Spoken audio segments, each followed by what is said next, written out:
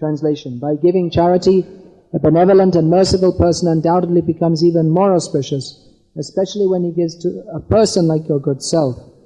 Under the circumstances, I must give this little brahmachari whatever charity he wants from me.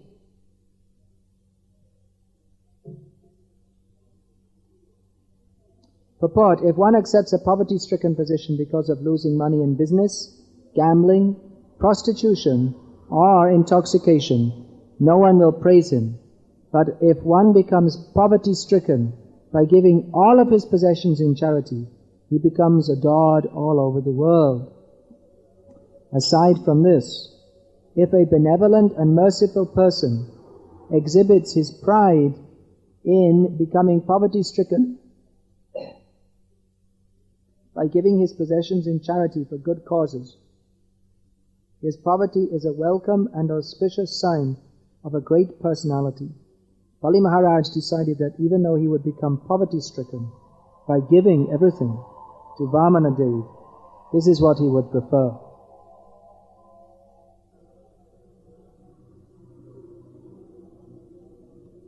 So the discussion is going on. Bali Maharaj and Shukracharya is standing there, telling him, don't give everything away. If you give everything away, you'll have nothing left. Bali Maharaj is saying, really? That's very good. That's a good idea. Shukracharya is saying, this is a very bad thing to do. And Bali Maharaj is saying, no, it's a very good thing. Because if I give everything away in charity to a suitable person, that's glorious. To lose all your money is not considered good. If someone loses it through bad luck in business, or someone cheats him, what to do? Before, he may have been a very respectable person. There are so many cases. Respectable person in society. Would be better if you would have come around this way and put it there instead of walking like that. Before, you may be very respectable. Then when you lose all your money, you just become just like anyone else. There are so many cases I've seen in Bangladesh. So many families, they were very rich families, Jomidar, owning so much land. Then there was the Mahatma Gandhi, not Mahatma, Jawaharlal Nehru decided, let us have independent India and let us be kind to the Muslims and give them Pakistan. Let us be nice. Give them the land. So many Hindus in East Bengal, at that time they called it East Pakistan. They left, they had to leave everything, all their land, and some who were left behind, still officially the land is in their property, but practically it's not at all. They're just big, rich. You'll see people are very cultured and everything, but they don't have any money. So that's not glorious. That's considered unlucky. What to do? That's fate. Fate is stronger than I, there's a saying. Fate is stronger than I. Why has this happened? Fate is stronger than I. So you may also lose your money by gambling, intoxication, illicit sex.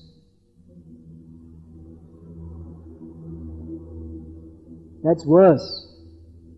If you lose your money in business, or you're overcome by someone who's stronger than you and they rob you or they cheat you, no one's going to praise you. They'll say, what a fool. If you lose it in gambling or in intoxication or by chasing after prostitutes, that is despicable. There are so many cases, even people, they're not wealthy, they don't even have hardly any money. But whatever they get, they spend it in intoxication, prostitution or gambling. There's so many cases I've seen. Some of my friends in my school age, their father, whatever they'll earn in one day, same thing as here, they'll work on the building site, They'll earn in one day. Whatever they earn in the day, they'll drink at night. And the mother is at home with 13 children and no money. One child after another. You come home drunk at night and make a new child. And then 9 months later another one comes. And how to feed? That's not my bother. I only come here to sleep. That's all. So that's not praiseworthy. That's despicable. Or gambling. There's so many cases, people even for the sake of gambling or intoxication, they'll steal even their own daughter's jewelry. You know, there must be so many cases. It's more and more common in the modern age. You must all be knowing some cases. You know some cases like this, Sumitra? Or they'll kill their father. The old man, why doesn't he die? He's too old. We want to get his money. Kill him. So this greed for money, and then whatever you get, you spend. So no one's going to praise you for that. But if you give it in charity, even if you become poverty-stricken, that is glorious. Especially if you give it to the right person. If you give it, that's described in Bhagavad Gita. There are different kinds of charity. Charity given to the right person, in the right place, at the right time, without any desire for any personal gain or return, that's in the mode of goodness. But if you give charity to the wrong person in the wrong time, in the wrong place, with some motive, that's charity in the mode of ignorance. That's sinful. Not all charity is good. I remember years ago, I must have been about 8 years old, I saw in the newspaper that people are starving in Bihar in India. Later I went to Bihar, I asked them, and as devotee I went, and asked, was there ever any starvation? No. They were just pretending for collecting money. These things go on. So there's one organization, they made advertisement in the newspaper that you should give money to us because we're not just feeding people, but we're educating them so they won't have to starve. And they showed a picture of an old man, very thin. You know, old man, he's going to die anyway. They showed an old man lying on his charpoy. You know this charpoy? They have this bed made from, there's a wooden frame with the net, the rope netting. And there's a cow standing in front of him. You see, this man is dying from starvation, and the cow is standing next to him. He won't kill the cow because he's a Hindu. So he's so foolish. So we're educating people so they don't have to starve. You see, all these people are starving, but we're educating them, you should eat the cow, and then you don't have to starve. Because in the Western countries, they think it's funny. Sacred cow, they think it's a joke. People in India, they don't eat cows. They think it's sacred. They think, how funny. What a stupid thing. You should just eat. Come on, they just kill the cow and eat it. Why not? It's good food. Tastes good. I was just reading the other day, there was some conversation. They were describing, Prabhupada, they were describing the devotees were describing to Prabhupada how some people, they had a plane crash in the Andes mountains in South America. And for 18 days, they were not rescued. Remember reading this? So in the plane, some people survived and some people died.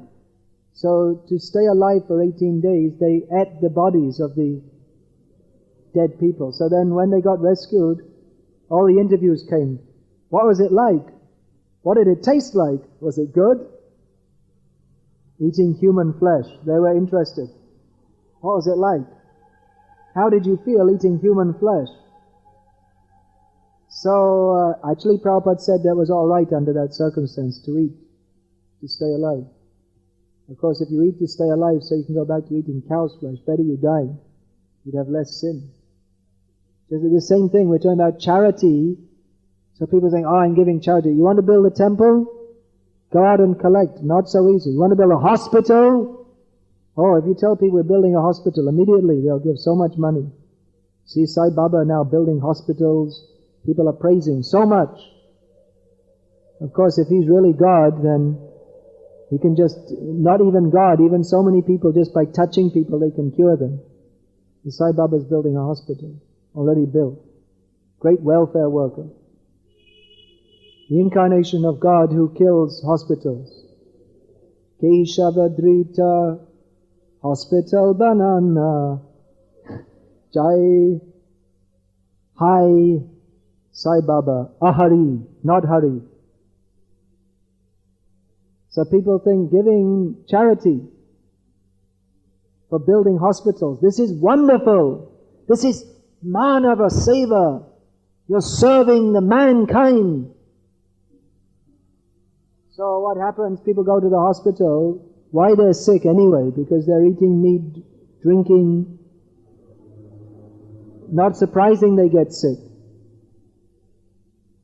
So they go to the hospital and they get cured so they can go on with more sense gratification. Very good. You become healthy. We're building a hospital so people can live a healthy life for sense gratification. They can enjoy themselves more. Why die? Stay alive and enjoy yourself. Just like you see the people, they want peace. We want peace in Kosovo, therefore we are bombing Serbia to pieces. Peace. It's all in the name of peace. So why do people want peace? So they can enjoy sense gratification undisturbedly. You see, at the time, Prabhupada, he first came to America, there's Vietnam War going on. For some reason or other, America, they have this funny thing. They go off to some remote part of the world and start bombing all the people to pieces in the name of promoting justice and peace and so many different things. So at the time they decided, well, let's bomb the Vietnamese. Do them good. Give them some good American bombs. So the American students were protesting, make love, not war. In other words, have sex. Don't go to the battlefield and get yourself blown to pieces. We want peace. But why they want peace? So they can enjoy sense gratification. So this kind of charity, or this kind of peace, or this kind of anything for sense gratification, that is not pious. If you're trying to have peace in the world, you're a member of a peace organization, but you're just doing it so that we can peacefully enjoy sense gratification, then there's nothing pious about that. Actually, there's no question of peace. If you engage in sinful life, there's no question of peace. They want peace, and at the same time they're killing millions of animals. It's contradictory. How can you have peace if you're killing the animals? There must be for the first thing, you're not being peaceful to the animals. Why don't you give them peace? The next point is that if you do that, you must get a reaction. There's no question of there not being wars, earthquakes, and so many different things if people are sinful. And people are grossly sinful. Now there's a lot of talk about how there'll be world disasters and so many things. But definitely there must be reactions to sinful life. Another thing you see, and now I'm talking like an old man, in my childhood, I remember, when there was a plane crash, big news in the newspaper. Nowadays if there's some plane, of course it's in America it's big news, but if it's in Peru or somewhere, there's this much in the newspaper. 240 people die in plane crash in Peru. This much in the newspaper. 800,000 people killed in Rwanda. Did you see the president said sorry? Now the president said sorry, we will be good boys from now on. So all these things, you see, before Stalin, Hitler, they're considered very big demons because they did so much genocide, they killed so many people. But now it's practically become common. There's always one genocide or war going on all over. You know what genocide means? That means when you just go in and mass kill people. It's a very common thing. They were doing in Bosnia, now Kosovo, and so many places. In Bihar, there's war going on practically for so many years. So these things will go on because people are sinful. Must. There's no question. You can have your peace committees, meetings. You see these rascals, they'll have a peace meeting, United Nations, and then they'll have a dinner with crabs and lobsters and beefsteaks and turkey. They're making war by the violence that they are committing on animals. They are making war, and they're talking of peace. And Henry Kissinger got the Nobel Peace Prize. How wonderful! But he was orchestrating the war against Vietnam, and then they started bombing Cambodia also. And then when for political reasons they had to stop, he negotiated the peace and they gave him the Nobel Peace Prize. How wonderful. Hypocrisy. Just hypocrisy. So Bali Maharaj, he doesn't like Shukracharya's hypocrisy. That you're supposed to advise me for my best benefit, but the best benefit is if I can give everything in charity. What is better than that? I have to lose everything anyway. I conquered over the heavenly planets, but anyway I'm going to have to lose it. At least at the time of death. So better I give it all. Now, what better person has come than Vamandev to give everything away to? Let me give it to him, and I will achieve eternal fame. Kirtir yasya sajivati. Prabhupada used to quote that. Who has got fame, he continues to live. So there are different ways. If you want to, that's another thing. Sometimes people want to be famous because they want to imitate Krishna. Krishna has all six opulences in full. So people want to imitate. They want to become wealthy. Even if they're wealthy, they have more money than they need. Still, they try to get more money. You'll find, just like one friend of our movement, almost every day he's visiting the temple. If he's in Bombay or in London, he'll come. He's a very rich man, but he's very busy because he's wanting to make more money. If he retired now, he could live, even if he gave away 90% of his wealth, he could still live far more comfortably for the rest of his life than the majority of the world's population in luxury. Still he's working, desire to accumulate more wealth. So people desire, I will become famous. Sometimes to become famous, people do things with no meaning, just like they'll eat a car. Do you know this? Someone has eaten a car. They get the car, they grind it into powder. It must cost a lot. Anyway, one car is expensive. And to grind it into powder must be very expensive. And then you eat a little bit every day. And then after 10 years, when you've eaten the car, you get your name put in the Guinness Book of Records. Someone has eaten a car. Wonderful. There's one person, he shot John Lennon. Have you ever heard of John Lennon? 90% of your life is wasted. The Beatles. John Lennon, give peace a chance. He made his song. Let it be. Whisper words of wisdom. Let it be. Let everything be. Let the crime and corruption and everything, let it be. Mayavad. All these ideas. So he got shot. Why the person shot him? He became famous. Ronald Reagan. Someone shot him. He became famous. Kennedy, well, who shot him? That's another big question. Do you know who shot him? Someone does, but they're not saying. It wasn't Lee Harvey Oswald, that's for sure. Someone shot him too. And then he got shot too. It's like a whole chain. So, why do they become famous? But that kind of fame, what's the value? You became famous for shooting the President of America. You became famous for eating a car. You become famous for having Kapil Dev has got more wickets or something, or more runs than anyone in the whole history of cricket in India, I think. Is it not in the world? Famous. What is the value? That Shvavidvarahoshtra karai sangstuta purusha pashu. People who are like dogs, hogs, camels and asses, They praise other hogs, dogs, camels and asses. You see, Kapila Dev is a great batsman. Is it a batsman or bowler or both?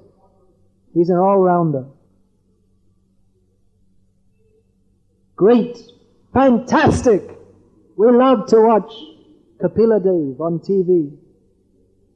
So he's praised by foolish people.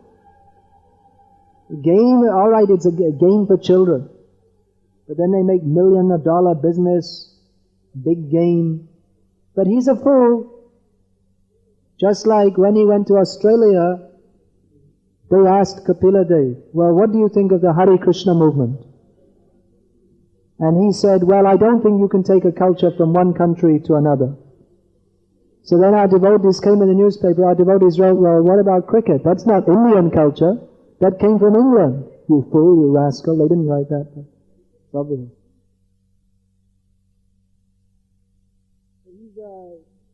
He's doing something, actually it's very foolish to spend your life. I mean, in one sense it's not foolish because he earns some money by doing it, but then at the time of death, when you go to see Yamaraj, well, what did you do in your life? Well, I took 1,000 catches, and I ate 1,000 hamburgers. Okay, that's 1,000 yugas in hell for you. What about Krishna? Did you ever chant Hare Krishna? No. So then that means you're foolish. You're praised by other fools who think this is very wonderful. So Bali Maharaj, he was more intelligent. Actually, we see from this, in one sense, there's nothing wrong to want to be famous.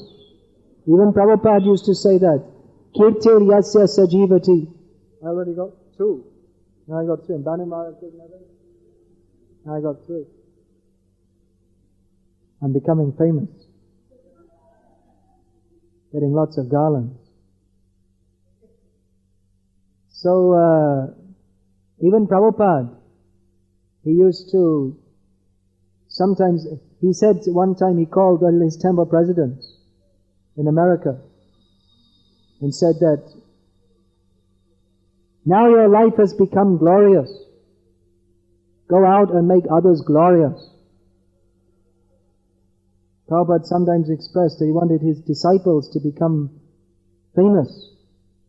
He liked that. He was very happy. He heard Bhavananda Maharaj. Actually, whatever people may say, Prabhupada liked him a lot. So there came the story how he was arrested and dragged to prison in chains. But by this he became very famous. Then afterwards he was going on the boat and people were coming and asking for his signature. And Prabhupada was very pleased. He said, good, you should become famous. You've become famous all over Bengal. He liked that. Nowadays, of course, we have this Ritvik Vad in which they say that everyone should just be a new bhakta forever. No one should give any respect to any sadhus or gurus. But Prabhupada didn't say that. He said that all of my disciples, especially the sannyasis, they should make 10,000 disciples. Of course, K.K. Desai has an explanation for this, but Prabhupada didn't really mean that. He said it, but he was only saying it because his disciples were ambitious and he wanted to pacify them. This is called the Ritvik Maya Vad interpretation. So in one sense, there's nothing wrong to want to be famous, but not on your own account if you can do something for Krishna. Just like Prabhupada went all over the world and he made Krishna famous. Now among Indian people, because Indian people have some culture, at least they used to have some culture, they appreciate sadhu. So they have appreciated, who has made this Krishna conscious movement all over the world? Prabhupada.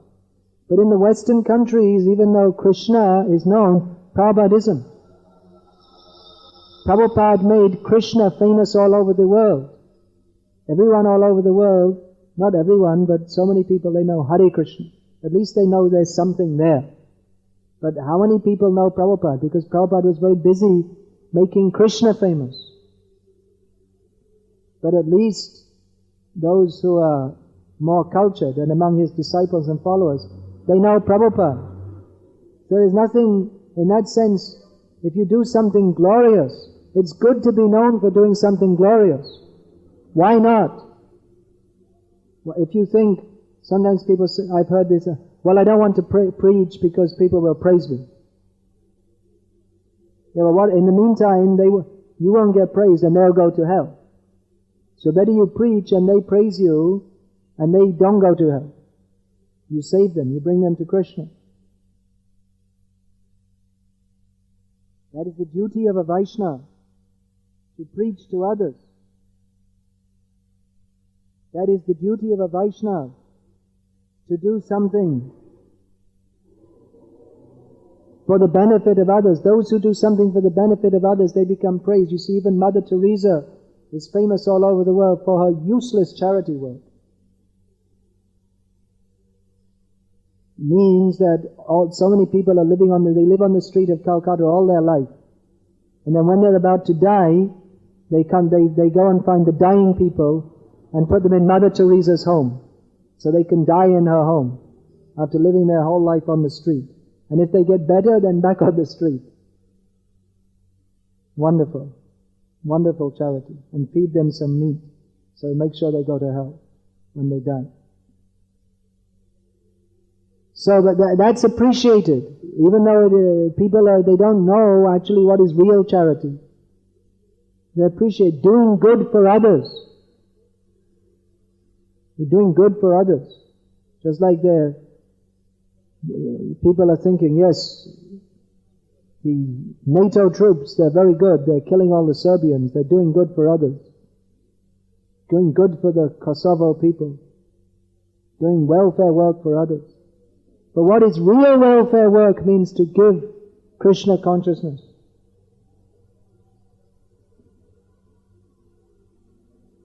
Pranar artha dhyavacha shreya archaranam sada. Bhagavatam says that by our life, by our money, by our intelligence and by our words, we should do something good for others. That is a glorious life. That is even much better than the life of doing good for yourself spiritually.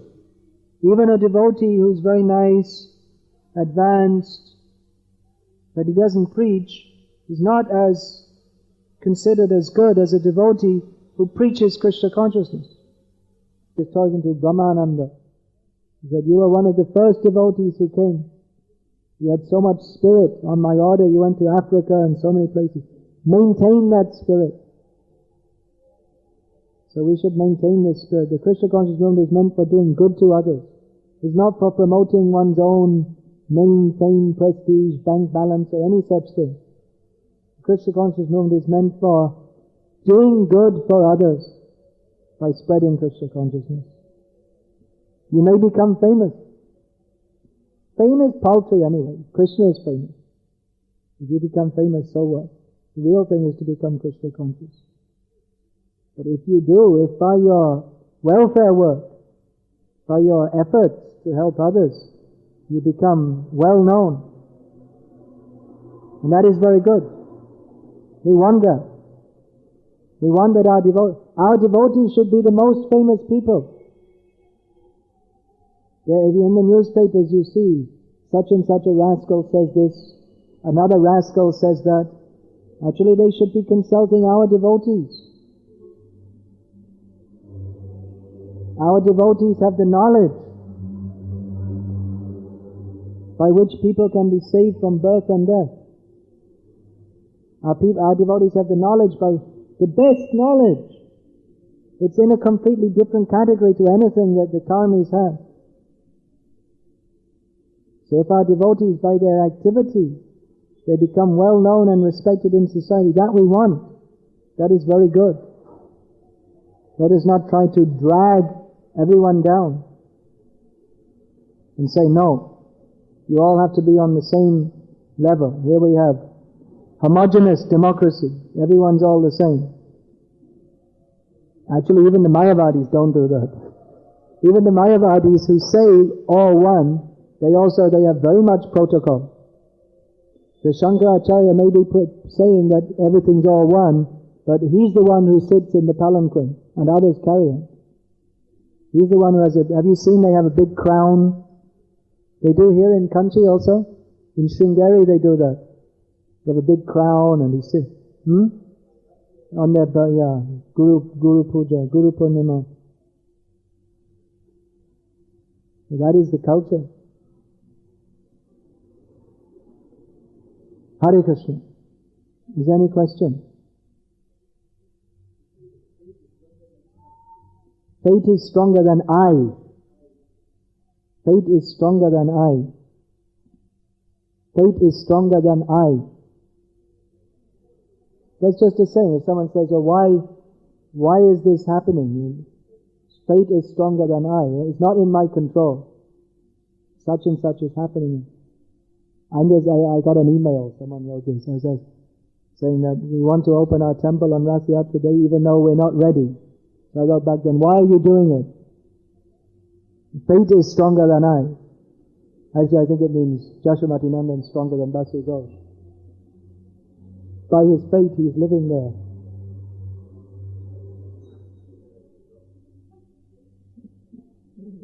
I guess it's implied that, you have to live with Yasho, and, when Yasho wants something,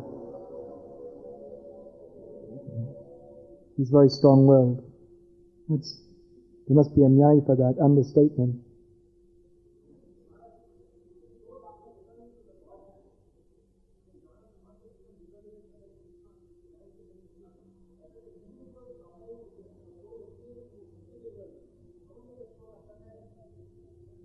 Prabhupada explained that the soul who goes to the spiritual world, does he remember his suffering? Prabhupada explained somewhat vaguely. Just like if you have a dream. If you have a bad dream, you may vaguely remember it, but you don't take it very seriously.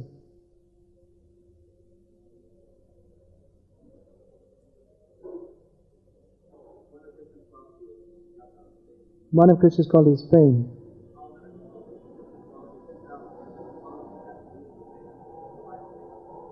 The qualities produce fame, so why is it a separate quality? Well, Krishna, he's all powerful, therefore he owns everything, or you could say one is generated from another. They're interlinked, aren't they?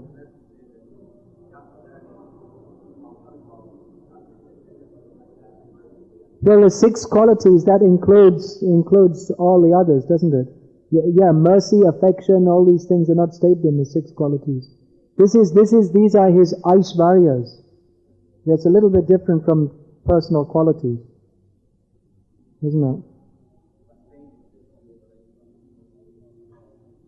So does ownership or power. It's all relative to something else, isn't it?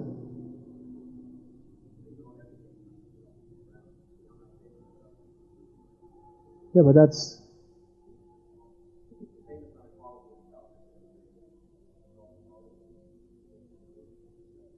Yeah, you're famous because of something.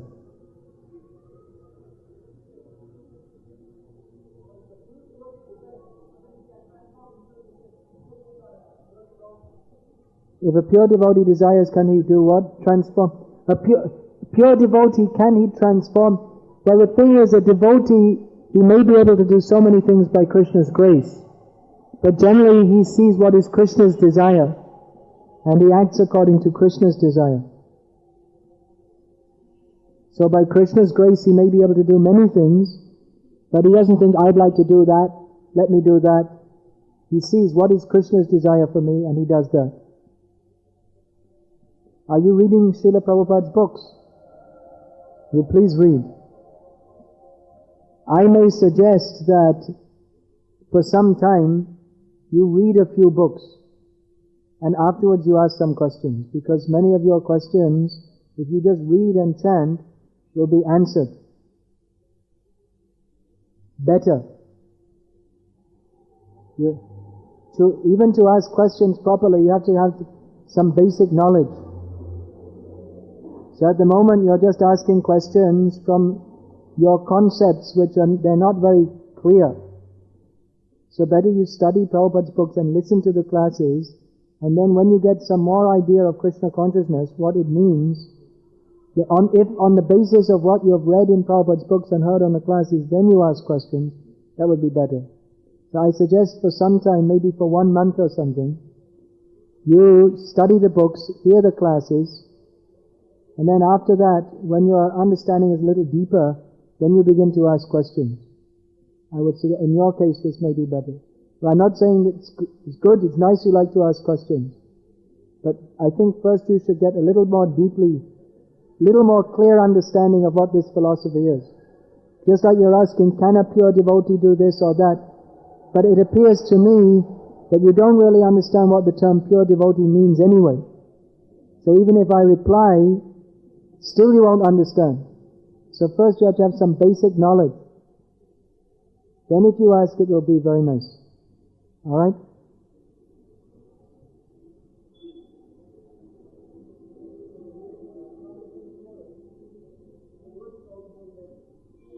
If what? Yeah. Fame, of course, can lead to infamy. Pratishtasa, yes. Desire for, so you have to be careful not to mix material desires with spiritual desires. There's always a problem. That I am preaching because on the order of the spiritual master and to help others, but at the same time I'm enjoying some material taste of being honored by others. So you have to be careful not to mix, to keep out the impure desires. Hare Krishna.